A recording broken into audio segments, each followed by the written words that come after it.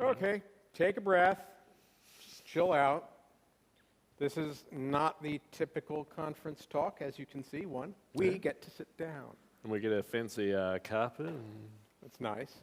And it's more all of us talking. We're just happening to lead the scenario. If you want to talk, due to the lights, I can't actually see you, but raise your hands and somebody will bring you a mic. You relate any questions or comments you have to them, and they will relate them to the mic for the people on the live stream or the Discords. Should we take it away? Sure, hit it. So we have a little agenda. We're going to tell you that we're not actually experts, and a bunch of stuff what we're going to do. I can't even see that from here because I'm blind. Neither. So we'll just jump into it. Small disclaimer, we are not really mental health professionals. We are just professionals that have mental health issues. Issues is a word. None of this talk should be taken as medical advice. None of it. Just, we're not experts. Don't listen to us if you're wanting advice. We're experts on us. Yeah. You are not us. What we do may not work for you, but we're willing to tips, tricks, and ways to train your brains. There is some trigger warnings, so if you have any issues that might come up, just be warned that we're going to be talking about some and feel free to bring up your issues appropriately. If you do need to get help for any mental crisis that you might have, there's plenty of options up there. This is our personal monitor. So a bit about me. I'm a kind of IT guy. I've been in the industry of IT in general. I've done like sysadmin work, I've done development work, I've most recently been doing security work for the last number of years. In my spare time, I like just kind of chilling out. I do long walks on the beach, reading, and just enjoying being me. I also have anxiety and depression, and this is now my second talk of doing this. My first talk was to a weird lecture theatre style thing, and this is much nicer. And this is a bit more chill. What the hell am I?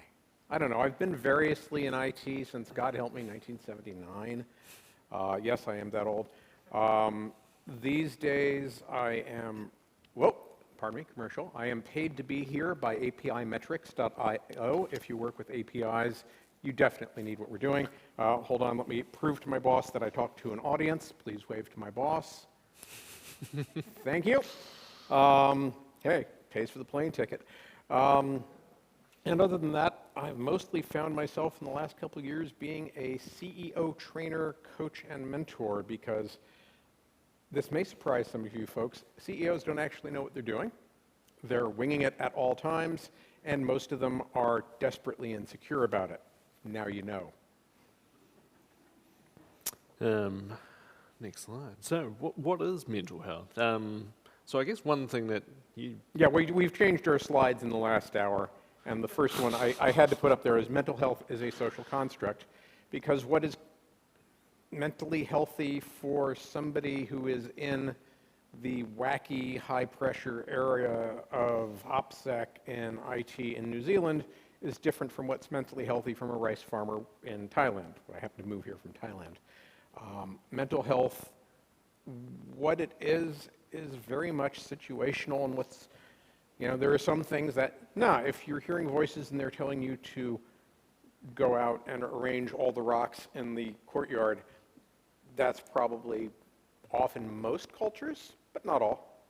So we are dealing with the social construct of mental health as it is perceived in the West and as it is certainly affected by our industry, because our industry is unhealthy. No, really. There are things that happen in our industry that just would not fly in a lot of places. And we have grown to accept that, and we've grown to normalize it. And hopefully we can start to, as the kids say, fuck that shit up by being willing to be more present and talking about issues around stress and issues around mental health, especially as it applies to our industries. And I think one thing to mention is mental health is for each individual person. My mental health is my mental health, your mental health is your mental health, and all of yours, if you've had issues or mental health problems, they're yours. But we're free to talk about it amongst each other, and that's Talking about mental health is almost as popular with management as talking about your salaries in public. yeah. You should be talking about both, by the way, because you get to be the living example. They theoretically should not fire you for talking about your mental health and your mental well-being, or your pay, or how much you're getting paid. And it may be informative to other people for you to be that person and be public about it. Yeah. So as we mentioned at the start, this is an interactive talk. So if you guys want to, well, guys and girls, sorry. Well, that's probably not even the most PC thing these days. Sorry. If you want to get involved, just raise your hand. Someone will come ask what your question is and repeat it. And yeah, yay for COVID. And if we shut you down, don't be personally offended. It's because we're helping to make sure that you're staying on topic relevant to the talk that we're trying to give.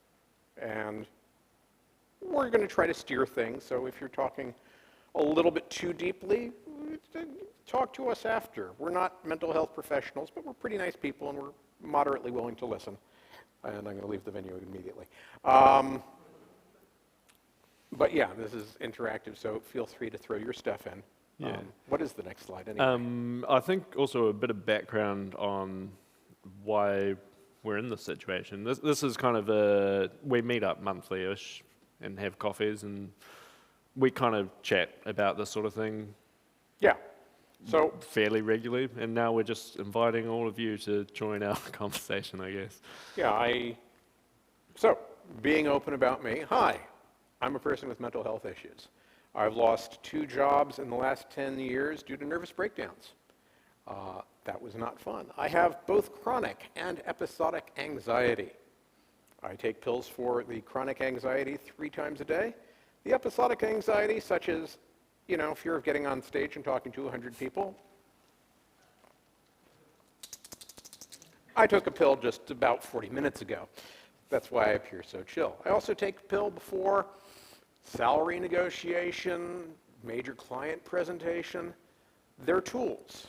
I have the type of anxiety that will leave me a fairly gibbering mess if I don't moderate it. My brain chemistry is not the optimal brain chemistry for the profession that I have picked, or the profession that has picked me, so I have to modify that brain chemistry with tools. As you've seen the memes somewhere, and there may or may not be memes coming up after the rainbows, if you don't make the right neurochemicals, that's okay. Store-bought is fine. Now, the reason for both those nervous breakdowns was irrational levels of stress. I've mostly been in the sales side in IT, or the management side, or the sales management side, things like that. Speaker to money for engineers. And the first one, so the sales cycle in IT, you don't go out and close a sale. You talk to people for 3 months, 6 months, a year. There might be multiple proposal cycles. And eventually you develop a client and you maintain a client relationship. This is very much relationship selling. And one afternoon I had my boss come in, morning, my boss came in to me and said, I don't care what you do, I need you to close $300,000 today. That is stressful. I'm pleased to say I did it. I'm not pleased to say how I did it. I went to a client who'd been my client. He was at Justice, and then he was my client at Post, and then he was my client at other government agency that shall remain unnamed. And I said, hey, dude, do you have any of those shitty $25,000 jobs sitting on your desk that nobody wants to do? He said, yeah, I've got a dozen of them. It's like, great, I'll take them all. Now, this particular employer is a large company, and I happen to know our overhead on any project was $50K. So in taking a dozen 25K projects, I was guaranteeing loss on every single one, but my boss did not care about that. He cared about the close, get him $300K. So I got him $300K. And I was already an irregular employee then. I was grumpy. I was prone to inappropriate outbursts. I did not realize that what was happening is I was having a nervous breakdown. I did not realize it when I was getting fired. I didn't realize it until 6 months later that not only had I had a nervous breakdown, but the guy that I replaced in that role had a nervous breakdown too. And the only thing he and I had in common was one boss. And one boss can really fuck things up if they don't know what they're doing. If you are in a management role here, feel free to ask management-oriented questions on how to deal with things, because that is a topic that's not get addressed sufficiently either. Yeah. So that's a little bit about me and my background and why I thought this talk was important, because also, I don't work at a big company anymore, and I don't give a fuck what anybody thinks. Fair enough. Yeah, it's good to kind of think more about mental health and talk about it. And there's a lot of kind of misinformation out there, because people seem to think, as from this slide, Anybody here heard of myths or disinformation before? Nobody. Turns out Daniel and I here are sinners because we have mental issues. And yeah, there's an asterisk there. This is bullshit. We are not, by our values, sinners. By your values, well, you're in the audience. Fair enough. Employee development. We wanted to talk about this time around. New content. Ooh, yeah, well, it happens. So there's this thing that's not very common in New Zealand, unfortunately, called employee or staff development. This is helping you be better employees by giving you new tools. At the very same company with the very same manager, they did not have an employee development program. You remember this. And I went to management. I said, you know, it's nice that you let people go to conference, because they would pay your way to a conference if you were going to speak, which is really great when half your staff is autistic and introverted.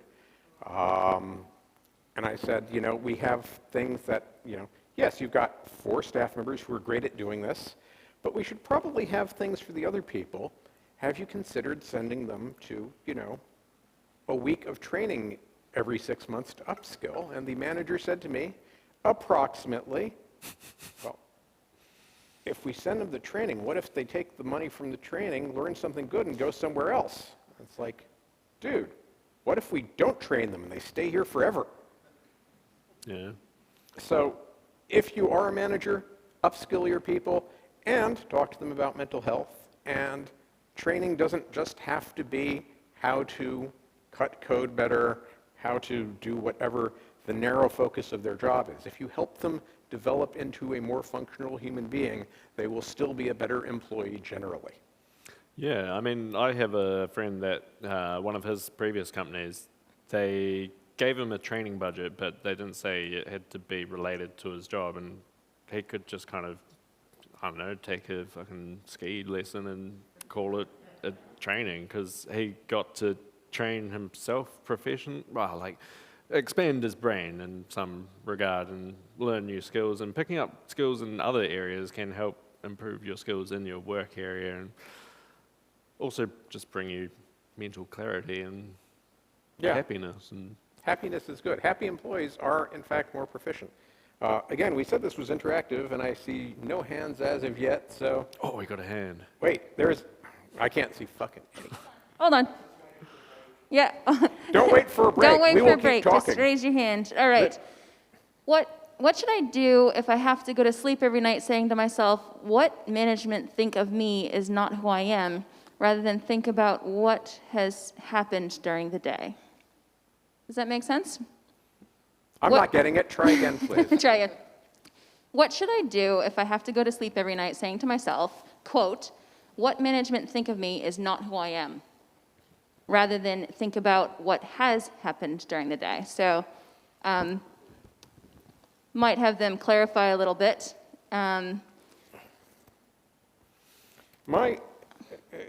Obviously, they're thinking about what management is thinking of them, rather than just enjoying their life. Yeah. Yeah.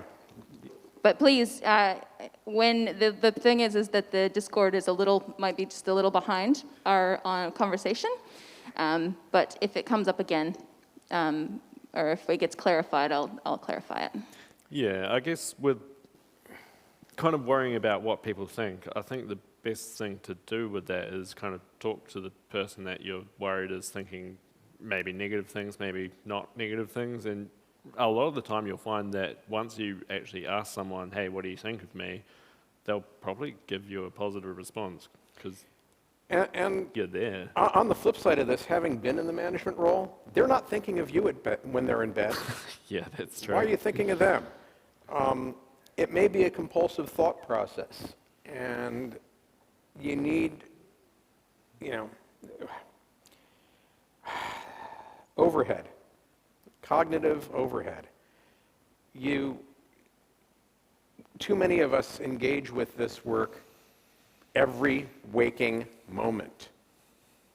And if you love the work, that's fine. But don't think about the management every waking moment or what they think of you. And exterminating those thoughts can be challenging, especially if, like me, you're neurotically insecure.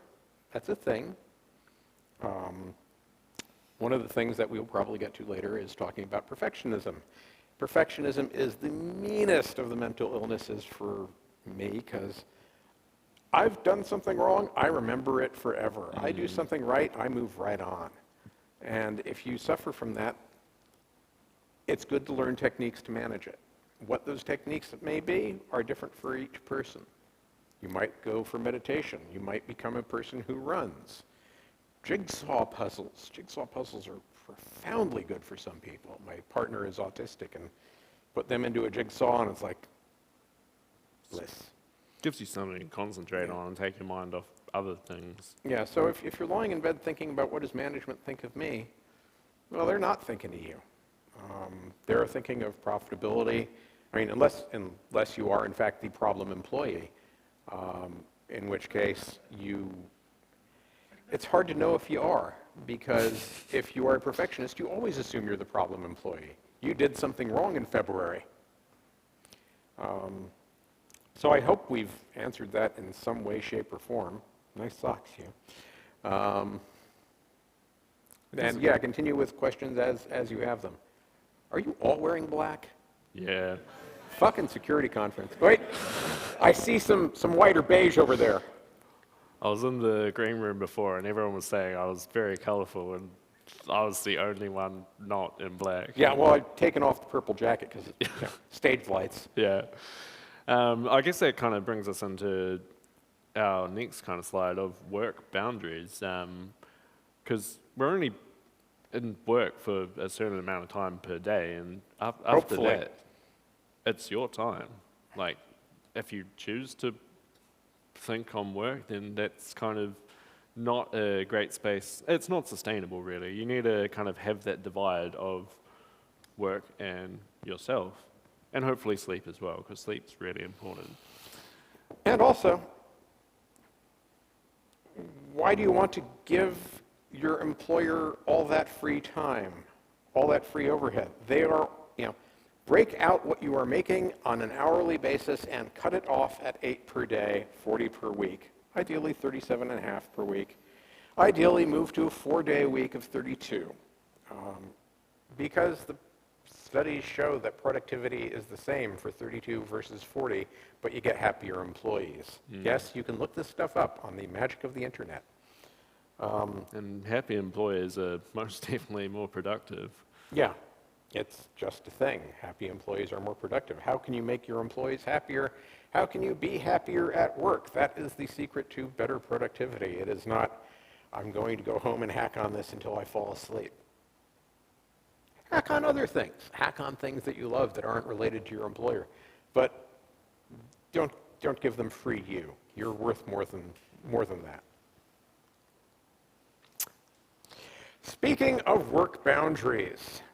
It's quite topical at the moment. Yeah, so If you haven't has heard, anybody here there's, heard of COVID-19? Yeah. Again, no hands. If you are working from home, It's not really working from home at the moment. It's attempting to work during a pandemic. You just happen to be at home. yeah, if you're a manager and you're expecting the same productivity out of your team while they're working from home, fuck you. They're having, some of your people will have 3 kids screaming around them at all times, demanding attention, not understanding why daddy's not paying or mommy's not paying it or non-gendered parent is not paying attention. And it's hard. It is not functional to actually work from home. Everybody's doing their best and respect doing their best, but also, if you are the employee and not the manager, don't do too much. Give yourself allowance to not be working from home, but trying to working from home. And have the boundaries, so like, if you, don't work from your bed and just eat, sleep, and work in your bed, have a separate space that's your work space, and then another separate space that's your play space, and kind of separate the work and personal stuff naturally. I think we've got another question there. Yep. Hopefully you can see me when I stand up. This is excellent. I've got one, meaning I've got a question. My experience of InfoSec sec dev development tends to be either brief highs of things working great, followed by long troughs, or why can't you just find that bug or get that shell? Is this a widely held experience? And curious what the speaker's thoughts on making it all a bit more sustainable.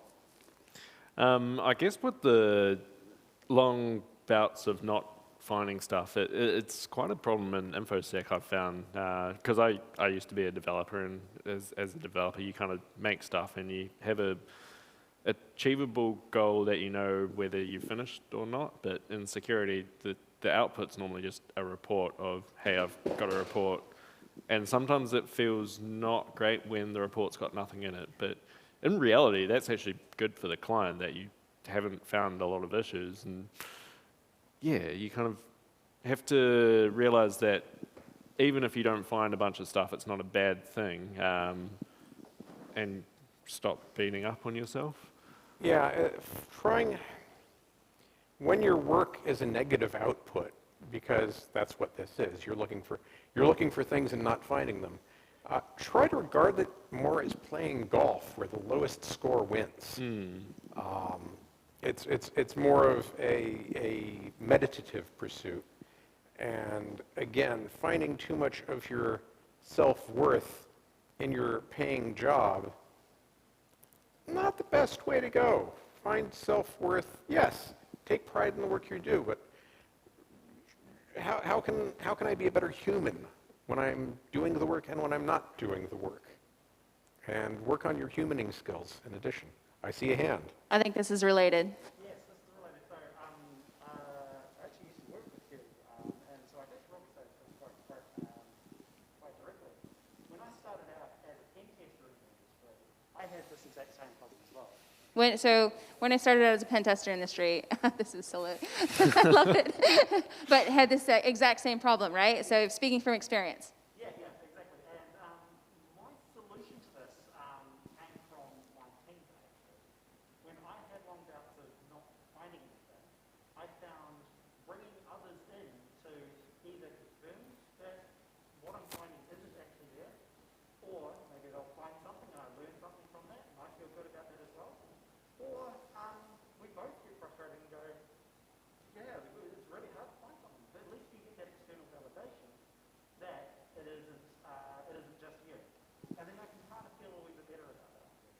Yeah, so what TC's talking about is getting the external validation, and actually when you feel this way, talking to your team and getting them to come in and look at what you're looking at and seeing if it's not just you.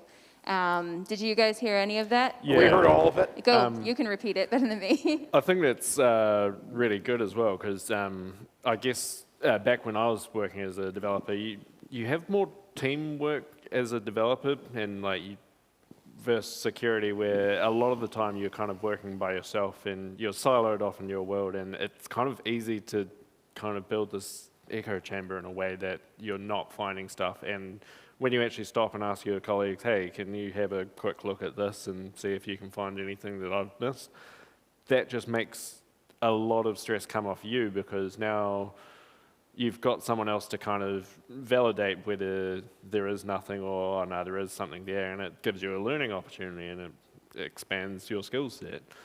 Question over there. 1 second. All right.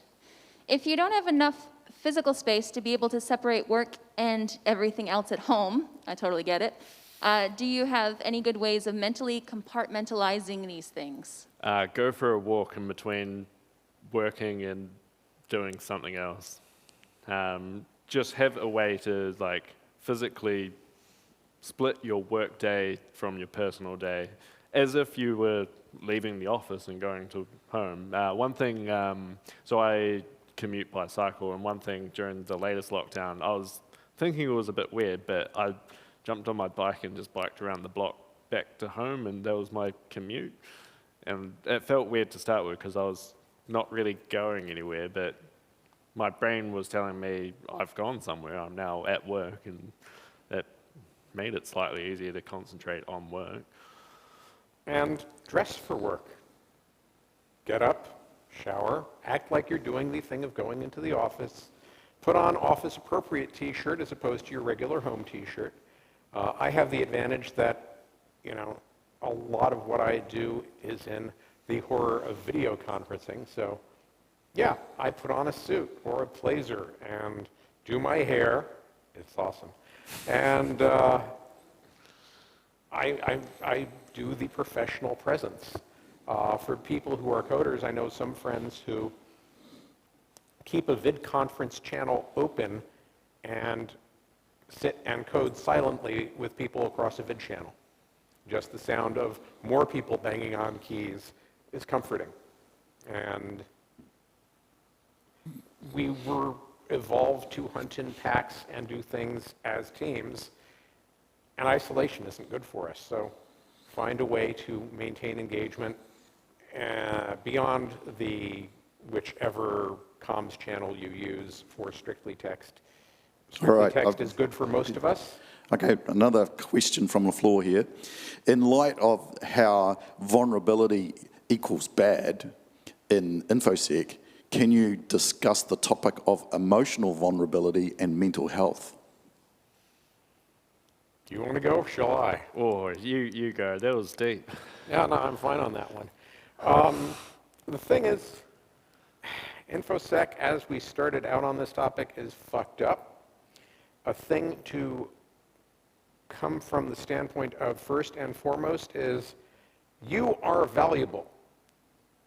There is no shortage of jobs out there. If your management doesn't like you being the human being you are, fine, you can go find other management. You'll probably get a pay raise in the process. I looked at the numbers of sponsors of this event. It seems like there are a fair number of employers willing to throw money around to sponsor a small event. The reason employers sponsor these events is not just because they're cool, but because they want your body. And hopefully your brain. So practice being you appropriately. There are appropriate work boundaries, but if you're feeling stressed, it's good to talk about feeling stressed because, you know, everybody else on the team is probably feeling it too. You're not that unique. And there are healthy and work-appropriate ways to talk about the, you know, you're having a tough time with this stuff, and open-ended questions are a great thing. Just ask other people that are on your team saying, man, I'm having this type of pressure with this. What's your experience? And the what's your experience, not leaving them a yes or no. Are you having tension too? Yes. But what's your experience? It's like, well, it makes it wider. And if management discourages you talking as human beings, you want to find other management. And management they're human beings too, and they have stressors too, and they should respect and participate. I'm not talking, you know, having encounter groups at work necessarily, but the work and the stress and the pressure are absolutely part of our very messed up industry.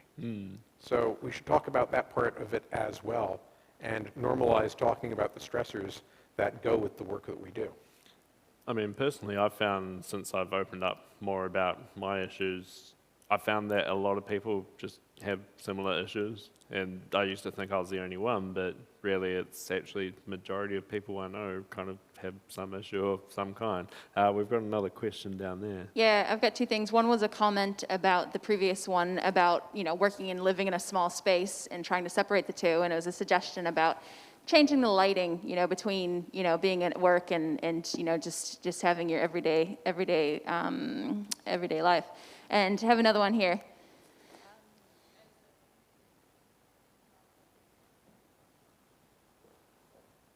Yeah, awesome. So as a people leader, how would you support your team going through these mental health crises? What's your recommendations? What's some of your ideas and plans for a people leader?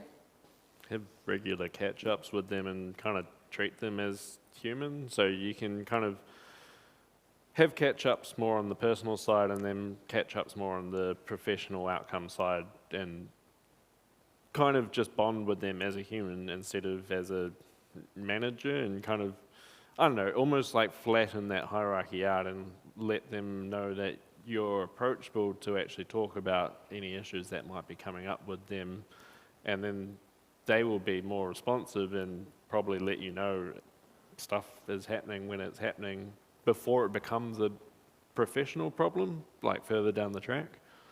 And also, again, you're a manager, you're a human being. Employee, also a human being. Talk to them like human beings. Schedule time, even 10 minutes a week. It's like, hey, Friday at 10:30, let's vid conference, have a cup of tea ready. We're not going to talk about this project. We're just going to talk as human beings. The thing that many more reports forget than managers do, hopefully, is that the purpose of management is to help you. They are there to support you. They are there to be the tool set that interfaces with higher management to get you the things you need to perform better. If they are focused on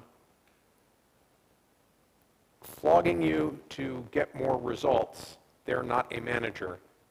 They're a taskmaster. A bit of a follow-up question, can you provide some clues as to what to look out for when people are going through mental health issues? If you don't quite have that relationship with them yet, what are some things that you can see?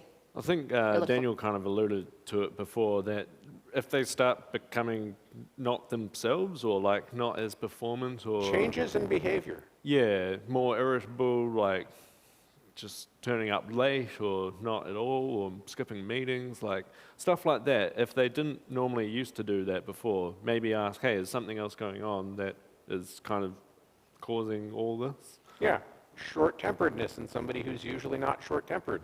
Patience in somebody who usually is short-tempered. I'm not joking here. They're It's kind of just the extremes that you... Yeah, it's the changes. Yeah. And you want to, if you detect if you're not in touch enough with your team to be able to spot changes at all, be more in touch with your team. Because you need to, especially in security, know that people are doing all right, and if they're not doing all right, how you can support them in getting all right, because stability is the core of any security operation. Yeah. So where are we on the slides anyway? We'll do another one. Depression. What is depression? Man, that's another culturally sensitive one. Yeah, depression's different for everyone. Yeah, I mean, my operating threshold, I am diagnosed chronic depressive. And hey, I'm up here on stage and I seem pretty engaged and I'm doing well. And I am doing kind of well this year, Isolation from other human beings is really fucking nice. Thank you. I like that. It's been beautiful. Nearly freaked out at the airport today because a lot of people were hanging their noses over their masks and crowding me. Didn't like that at all. But depression has the basic two styles, as I mentioned with anxiety, which is chronic or episodic. Your nana dies, you're going to be depressed. That is an episodic depression stimulant. It's like, I have had an incident, and I am going to have some sad about that for a month, 6 months, 5 years, whatever it takes. Everybody deals with that sort of thing differently. Chronic depression is you just wake up and it's always gray. And that is a matter of bad brain chemistry. And the insidious thing about it is you don't know, because it reduces the function of the tool that tells you that you're not doing well. So at one point, a very long time ago, I noticed it was July, which was odd because I thought it was January, and I had lost 6 fucking months. I wasn't working. I don't know what I was doing. I apparently was managing enough to feed myself, clothe myself, somehow maintain an income, but I really was not aware of life or time. And that is a proper, serious depression, and it took me forever to notice that I wasn't even miserable. I just wasn't. I wasn't feeling anything particularly.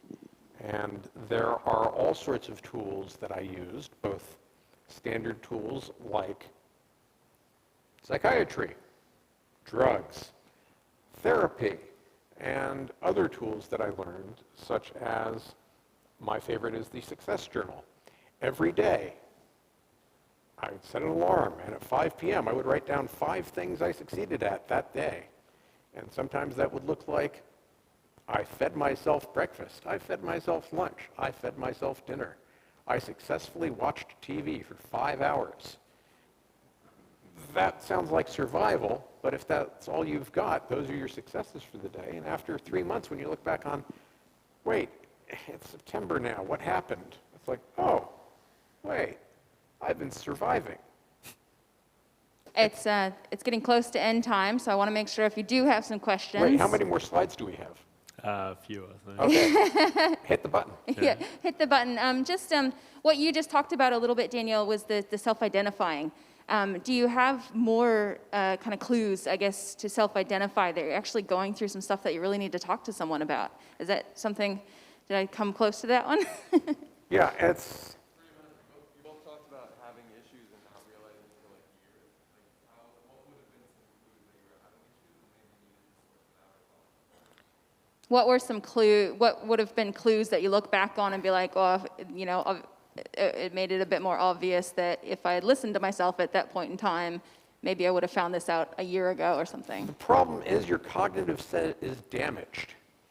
When you are depressed, you're not perceiving well. And it helps to have external people to check in with who look at you and say, that's not right. And unfortunately, our modern society and lockdown encourages, and our industry for that matter, encourages a lot of lonerism. And we're just not built for it. Having somebody to talk to, the great thing, I'm so fucking not pro-church, but the great thing about having religious communities is you're forced to check in every week and people are watching you. And people can detect when you're going off the rails. So having a gaming community is great because your gaming community will say, oh, you're not doing so well, and check in with you. They'll kind of notice that you're different. I had the advantage of having a spouse who said, by the way, I'm going to divorce you if you don't get out of this. It's like, oh, I didn't know I was in something. I wish it'd taken less than 6 months. Again, the problem with noticing your own depression is noticing that you're depressed. It takes a sophisticated sensor to be able to pick that up because it's your sensorium that is not working correctly. I wish I could give a better answer. Sometimes SAD is sad, sometimes it's SAD, which is seasonal affective disorder. Especially further south you go, it gets dark. Not this time of year. This time of year it's getting light, and that's lovely. But if you are a person who, when it becomes autumn and the light is less and you start becoming a dimmer person, there are all sorts of things you can do for that, including the marvelous technology of blue light. There are blue lights you can buy online that give you the extra bit of synthetic sunlight that you need to help moderate your seasonal affective disorder. Vitamin D also helps. Vitamin D, vitamin A. There are Vitamins in studies to general. support vitamins. These are known vitamins. These are not unknown rando supplements. Always do your research, but always do your research. I was going to say something else about SAD, but I can't remember what it is. Hit it. Yeah. Eeyore's just sad all the time. But And- you know what? And the other animals love him Yeah. and include him and bring him along. And yeah, he's going to be like that. So when your friends are being like that, include them. Sometimes nudge them. Sometimes you have to drag Eeyore along with you. Don't be too invasive an asshole, but just invasive enough. Don't let your friends isolate because they just say, no, I'm not feeling like it. Great, I'll come over. I'll bring pizza. Yeah. So what can you do when you can't ask for help? You feel like you're kind of trapped in your own self and there's no one you can kind of turn to. It can be quite daunting, make you feel quite isolated, and in this day and age that is quite It's a thing. yeah, it definitely is a thing. There are lots of places where I've been where I just could not ask for help. I didn't know I needed to ask for help. I mean, self-perception, you know, as a person,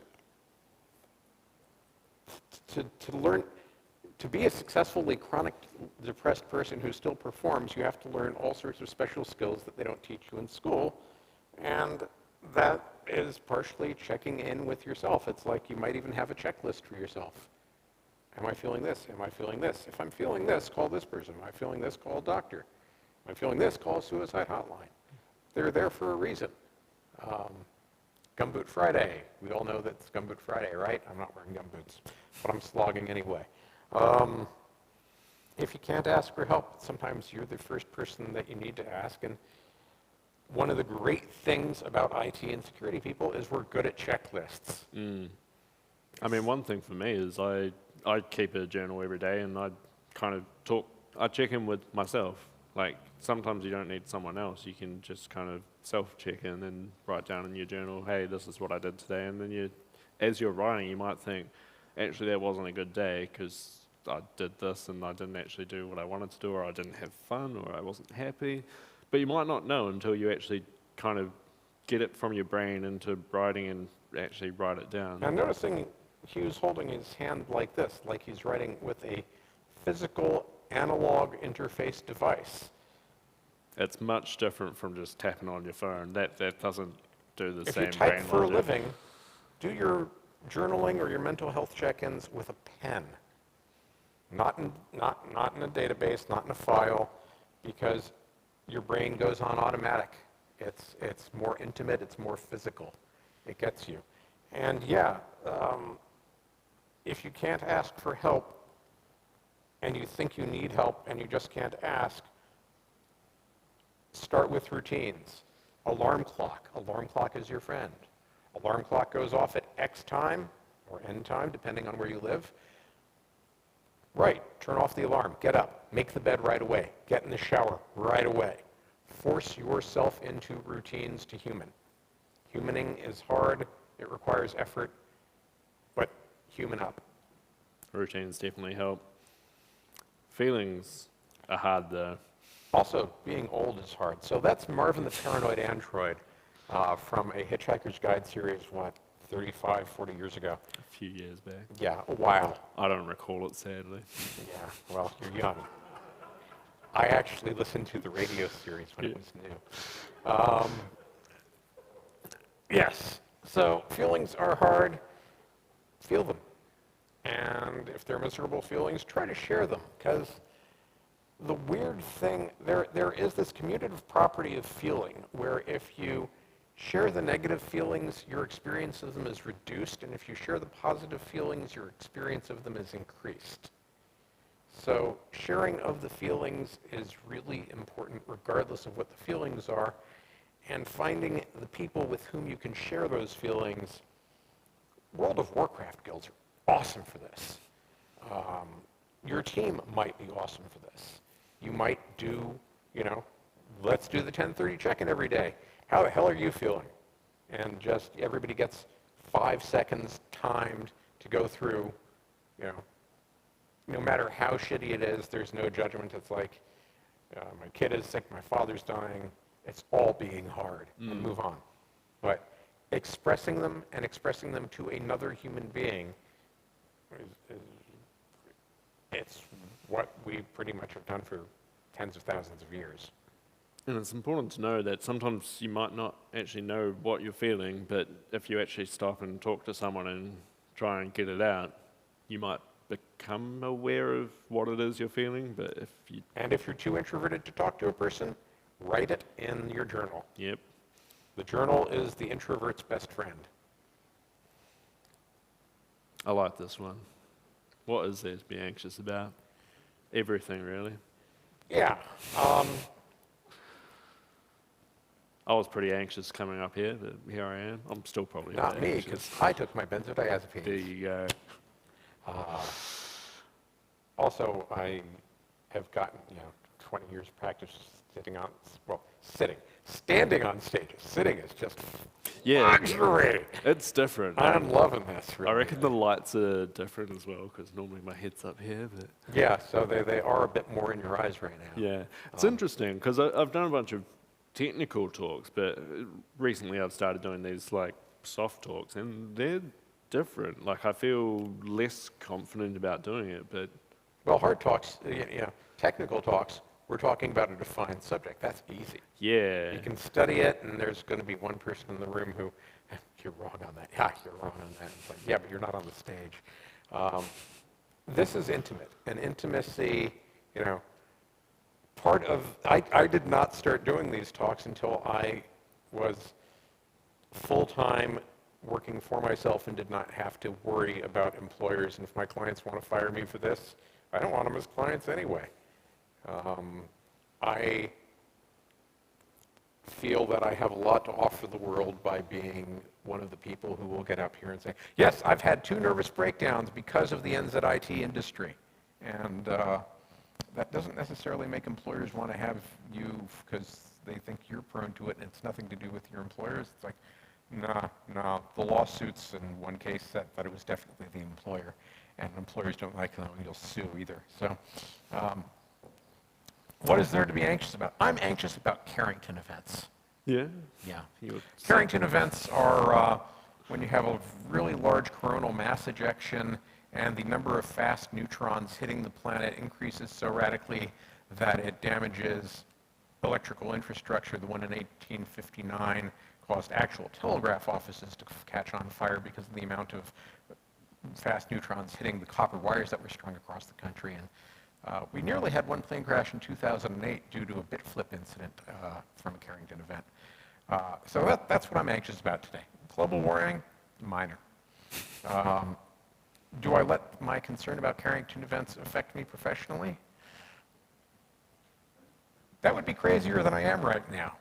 And that would be the anxiety getting completely out of control. And I can't tell if it's just the drugs that are working that I take 3 times a day for the chronic anxiety, or there's just fuck all nothing I can do about Carrington events except encourage people to do 3-tiered processing and have 2 processors agreeing at all times to prevent bit flip. Yeah. All right, I got another question. Well, as a lot of the crowd here are defenders, and when the bad thing happens and the management comes down and says, why did the bad thing happen? What are some of the tactics to deal with that sort of negativity coming down from up top? When, what's some of those tactics that you guys employ? I guess in general, if people are approaching you in a negative light, you need to kind of step back and think, what's the other person feeling like? Why are they kind of approaching this from a negative angle? And they've probably got things that they're worried about. And if you try and work out what they're worried about and talk to that rather than be defensive and try and protect yourself, sometimes you have to be a bit vulnerable and express acknowledgement that you understand what the other person's feeling, and then they kind of in turn become a bit more open and less attacky on you in a way. But yeah, it's a hard situation, especially when like negativity is getting directed at you. Your default instinct is to become defensive, but in some ways you have to be almost the opposite and become more vulnerable and kind of accept it and just understand what the other person is going through. Yeah, as a former, owner of an IT company that had a bunch of employees, fuck-ups happen, and that's just the nature of things. As an employer, I try not to be negative with my people. What my main concern is, what was the thing and how do we prevent the thing in the future? In some cases, that's firing a person. And as a manager, you can fire a person from a standpoint of, yes, love. What is good for this person? I had one person who I fired who, the job was go every week and power cycle a printer for a doctor. And he went, because the doctor wants to publish his report and doesn't know what to do. And this guy was fucking brilliant and went in and rewrote the printer drivers and took about a day and a half on it. And that printer would never malfunction again. The doctor wanted to print his report in half an hour like he always did, not wait another day. And also we lost the client because the doctor wanted to print the report like he always did. I fired that person successfully and told him to go find a job where he's just not customer facing because he's really good. And you can hire him today because he's one of the top robotics consultants in San Francisco, and I actually performed his wedding for him. I think if you can fire somebody so effectively that they ask you to perform their wedding, you're doing a good job. Yeah. Management should not, if they're doing it right, it's not about blaming you for the thing that went wrong. They want to know the root cause of what went wrong so we don't have the wrong thing again, because the wrong thing upsets the client. And the reason the manager is upset is typically because the client is just shit down their throat and they do not like that. And you are getting some of the rub off from that. And if they're a proficient manager, they center before they go talk to you. That is, with the anxiety thing, one thing I try and think of is when I'm anxious about something, I think, can I actually control the outcome of the thing I'm worrying about? And if the answer is no, I tend to worry less, because what's the point of worrying on something that you can't control? And it kind of relates to if a manager is coming down on you, they need to work out what can be controlled, and in this case, what can be controlled is the future outcome, and it's no point dwelling on the past, but we should jump on another slide, because we're running a bit short. Parties are hard. Parties are hard, work is hard. If you are an introvert's introvert, teams are hard, and it's okay that teams are hard, and you want to start by addressing your new team by saying, hi, this is awkward and it will always be awkward for me. So, own who you are. Our industry is more often than not made of introverts. So owning your introversion should not be embarrassing. And finding the one person who, if there's a person on your team that you can partner with to ask you leading questions, to do your stand-ups or whatever, great. Build your own coping mechanisms. We're all fairly above standard thinkers and intellects in this room. It's the nature of our industry. It's just how it is. Find your own rules that work within the rules of what's appropriate for a business setting. And there's a lot more flexibility if you bring the flexibility yourself. Because management wants you to succeed. Their management wants it to make money. Happy teams make more money. Why don't you be happier, Daniel? Ha! Be happy. Fuck you, Hugh. Don't worry. Don't worry, be happy. Yeah. If only it was that simple, eh? Like, sometimes people just come up to you and, like, you're not having a great day, and they're like, oh, have you tried just being happier about life? And it's just like, you can't do that. When you're having an anxiety attack, you can't meditate. They self-cancel. But what you can do is basic meat infrastructure management. Are you breathing? Try to breathe. Remember to breathe. Strangely, the part of your brain that's dealing with anxiety seems like the part of your brain that also deals with autonomic systems like breathing. You have to stop and focus on the breathing part. You'll be much better with air. Bodies, especially in this century, it seems, we're bad at hydrating. And, V does count. It's a myth that caffeine, yes, it's a diuretic, doesn't matter, you're still having fluid. Keep having fluid. Make sure you're hydrated. Hydrated bodies and brains work better. It's it's just the thing. So Yeah. while you can't turn off an anxiety attack, you can breathe and you can have a glass of water. It starts helping. Yeah. And focus on the breathing and consciously drink the water. Just don't glug. Experience it. Experience the sensation of the water in your mouth. Yeah. Swallowing. It's a little step because getting past the initial punch of the anxiety attack, once you're through 5%, the other 95 is easier. This slide needs no explanation. Sometimes it's just everything's happening. Everything is on fire, and all you can do is try to stay calm and get through it. And that especially applies when you're in a security situation and everything feels like it's on fire.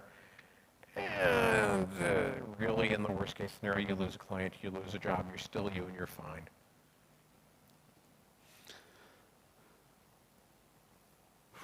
It's a weird picture, this one. Well, fortunately, I've got terrible vision. Yeah. So I can't even really see it.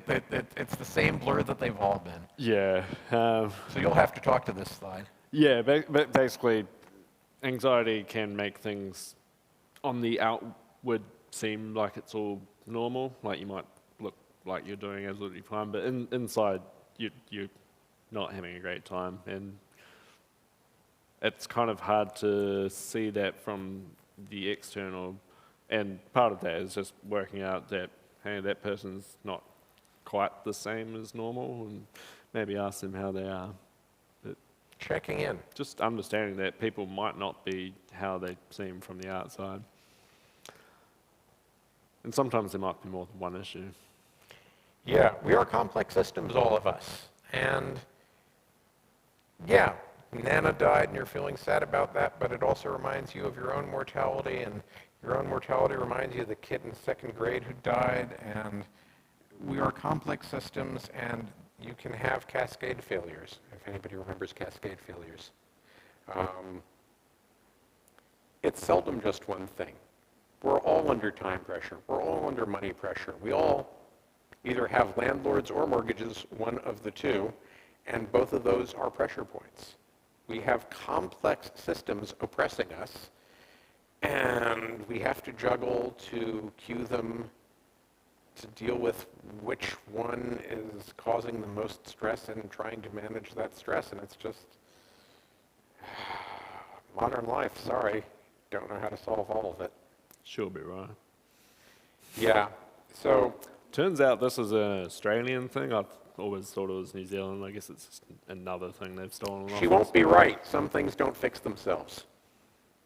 Sometimes you need to actually put in effort and Sometimes you need to change see a the therapist. direction in your life. And Sometimes you need to find the way to talk to another human being.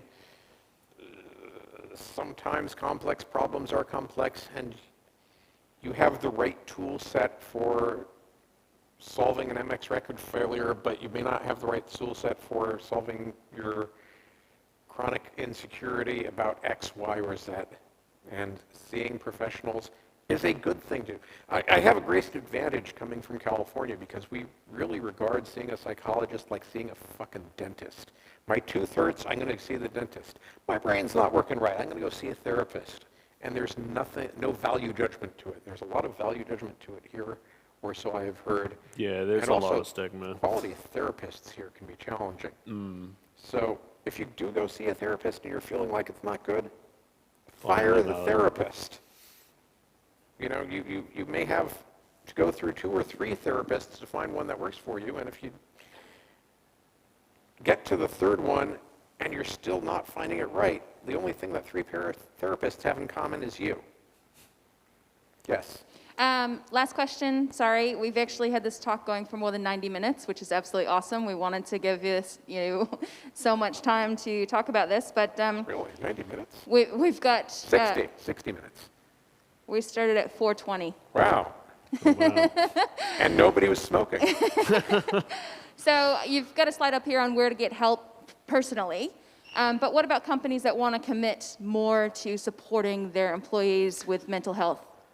A wellness budget is quite good. Been at quite a few workplaces that do that.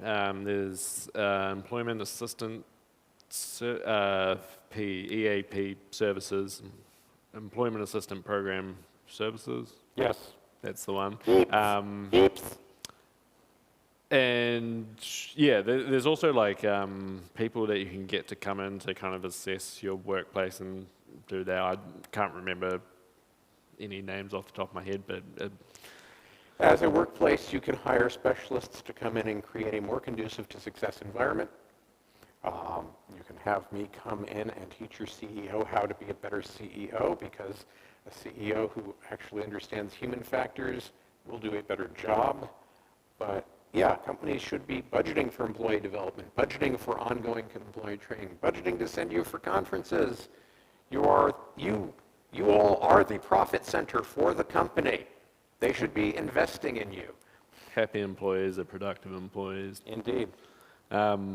So if we have any more questions, come find us afterwards. Yeah, we're happy to talk. We'll be here until they kick us out. Which feels very imminent, I think. It does. When's the ice cream social? Thanks for listening along, and thanks for Thanks for the interacting. questions. Thanks for being concerned about yourselves and your coworkers and your situation and your industry, because IT, it doesn't have to suck. And thanks heaps for the organisers that gave us these comfy chairs and Yeah, no, fancy carpet. And this is going in my contract. Henceforth.